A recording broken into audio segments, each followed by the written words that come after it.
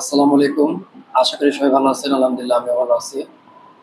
অনেকদিন আগে খাগড়াছড়ি অর্থাৎ পার্বত্য জেলার অধীনে প্রাথমিক শিক্ষা অধিদপ্তরে সহকারী শিক্ষক পদে সেটারই আবার সংশোধন হয়ে পূর্ণ নিয়োগ বিজ্ঞপ্তিটি প্রকাশ হয়েছে। এটি আমি আপনাদেরকে একটু বিস্তারিত বলি।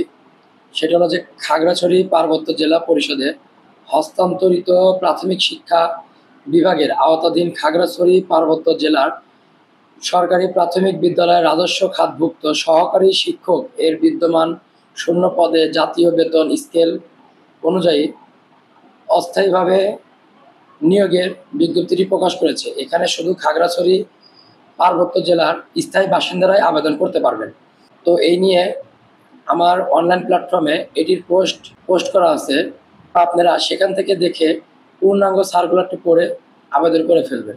আর আমি ভিডিওর কমেন্ট বক্সে সেটির ফর্ম এবং অ্যাডমিট কার্ডের পিকটা দিয়ে দিব। সেখান থেকে আপনারা ডাউনলোড করে আবেদনটা সম্পন্ন করতে পারবেন। আশা করি বুঝতে পারছেন। আর আবারও বলতেছি, এখানে শুধু পার্বত্য জেলার স্থায়ী বাসিন্দাগণই আবেদন করতে পারবেন। সবাই ভালো থাকবেন, সুস্থ থাকবেন। আল্লাহ হাফেজ।